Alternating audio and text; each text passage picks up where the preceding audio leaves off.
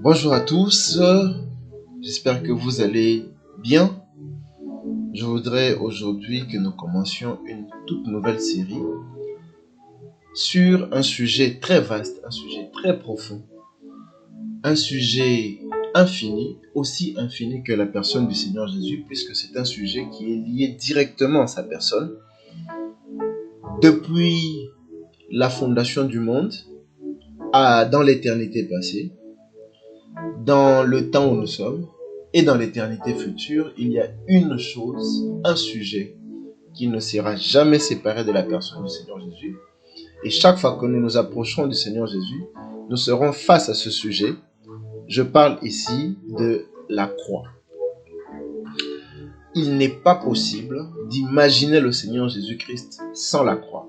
Et la croix n'a pas commencé le jour où le Seigneur Jésus-Christ a été mis sur le bois à Golgotha. La croix a commencé dans l'éternité passée, puisqu'il est dit que l'agneau a été immolé depuis la fondation du monde. Si l'agneau n'avait pas été immolé depuis la fondation du monde, comment Moïse aurait-il su qu'il fallait mettre le sang de l'agneau sur les portes au moment de la sortie de l'Égypte pour se protéger des fléaux? Il n'aurait pas su cela. C'est parce que dans l'éternité, Dieu avait déjà sacrifié l'agneau, qu'il a révélé la réalité de la croix à Moïse et Moïse a obéi. Sinon, Abraham n'allait pas penser au sacrifice d'Isaac et du bélier qui a été sacrifié à la place. Sinon, tout le sacerdoce de Aaron n'a aucun sens, puisque tout le sacerdoce est accompagné en permanence de sacrifices, de sang, d'aspersion, pour justement pardonner le péché. Donc, la question de la croix est éternelle depuis l'éternité passée, et cette question va dans l'éternité future. C'est comme ça que dans sa vision de la révélation du Fils de Dieu, Jésus-Christ, tel que cela nous est présenté dans le livre d'Apocalypse, Jean voit la fin du monde, voit l'humanité condamnée à cause du péché.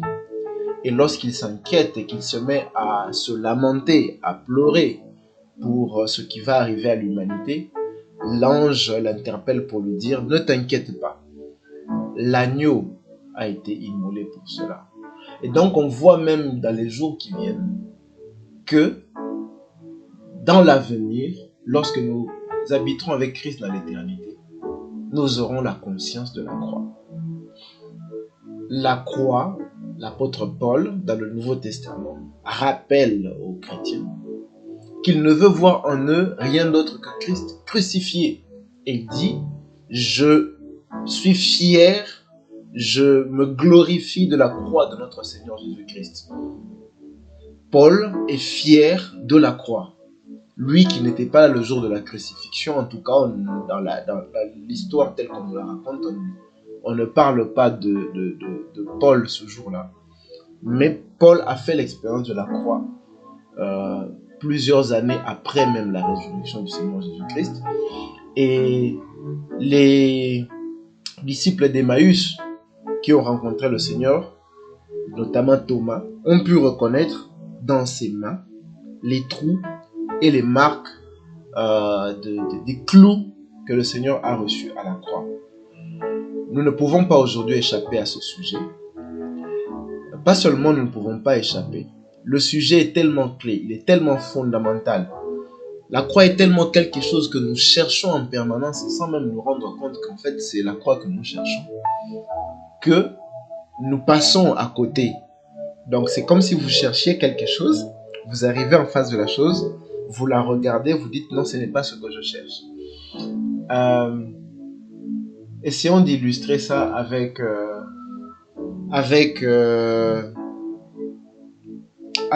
voilà. Imaginez que vous cherchez un diamant ou de l'argent, vous avez mis ça dans un livre. Alors vous parcourez votre chambre, vous fouillez tout, vous renversez tout, vous arrivez en face du livre, vous passez le livre, parce que pour vous, l'argent n'est pas dedans. Pourtant, ce que vous cherchez se trouve dedans. Donc nous sommes à la recherche de Dieu et nous allons le voir au cours de ce partage. Mais Dieu est justement là, à la croix. C'est l'endroit pour le rencontrer. Lorsque nous lisons, nous récitons la prière que nous connaissons très bien, que nous appelons la prière de Notre Père, dans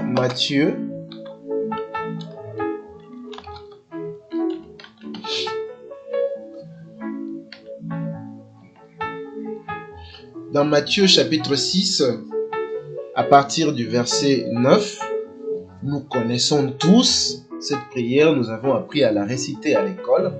Voici comment vous devez prier. Notre Père qui est aux cieux, que ton nom soit sanctifié, que ton règne vienne. Vous pouvez continuer la suite, que ta volonté soit faite sur la terre comme au ciel, comme aujourd'hui. Nous savons la réciter, on nous a appris à la réciter par cœur. Mais il y a quelque chose d'essentiel dans cette prière qui concerne la croix, que l'on ne nous a pas dite. Et pourtant, qui vient avant de répéter ces phrases, avant de connaître ces phrases, avant de prier selon ce modèle. La phrase dit quoi? Jésus dit: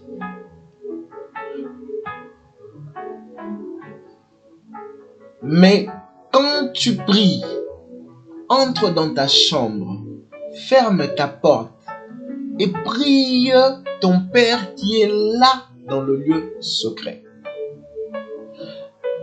Et ton Père qui voit dans le secret te le rendra.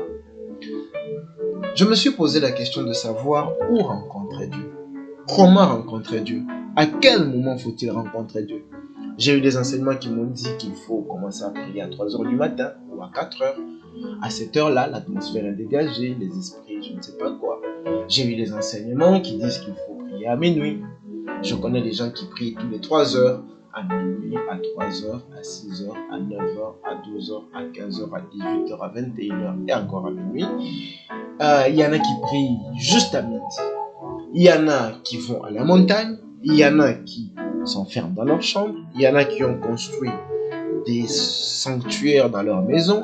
Il y en a qui vont dans les synagogues, dans des temples, dans les églises. Il y en a qui vont dans le bois, aux côtés des rivières, sous des arbres. Chacun essaie de trouver un endroit pour rencontrer Dieu. Chacun essaie de trouver un moment pour rencontrer Dieu. Il y en a qui attendent de tomber malade. Il y en a qui attendent d'avoir une bonne nouvelle, quelque chose qui réjouit leur cœur. Chacun essaye de trouver le moment de prier Dieu. Et le Seigneur m'a dit que le bon moment pour le prier, c'est la croix. Le moment pour le rencontrer, c'est le moment de la crucifixion. Waouh! Et l'endroit pour le rencontrer, c'est la croix. Nous allons le voir au cours de ce partage, qui sera, j'aurais voulu donner des exemples, j'aurais voulu donner des définitions de ce qu'est la croix, l'importance de la croix, comment aborder la croix. Mais l'ensemble de ce partage va être un mélange de tout ça. Ça signifie que chaque fois je parlerai de comment aborder la croix en prenant un exemple dans les Écritures et comment projeter ça dans la vie de chaque jour. Et pendant ce partage, nous trouverons nous-mêmes c'est quoi la croix. Nous trouverons nous-mêmes pourquoi la croix.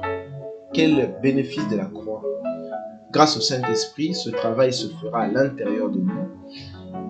Ce ne sera pas après avoir écouté une fois, mais ayant écouté une fois, le Saint-Esprit va continuer à travailler dans nos cœurs pour que dans les situations de chaque jour, nous ayons la révélation de où est Dieu exactement dans une situation et comment faire pour aller vers Dieu, le rencontrer dans cette situation-là, dans le lieu secret.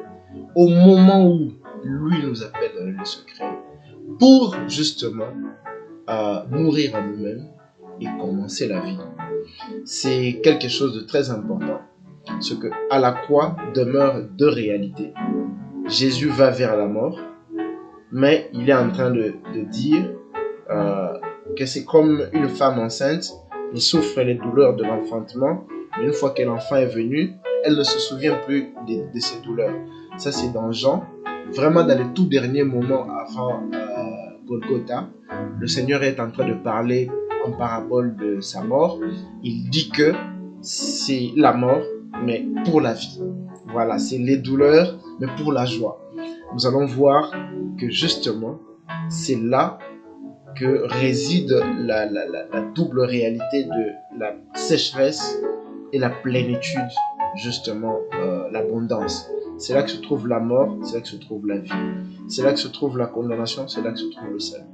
À la croix, c'est vraiment la transition entre notre vie teintée de tous ces problèmes, de tout son mal, avec la vie de Dieu, la vie éternelle, la vie de joie, la vie de paix, la vie d'amour par le Saint-Esprit. Nous nous retrouvons dans le prochain audio pour une première prospection de la croix. Ce sera la croix dans le jardin d'Éden. Amen.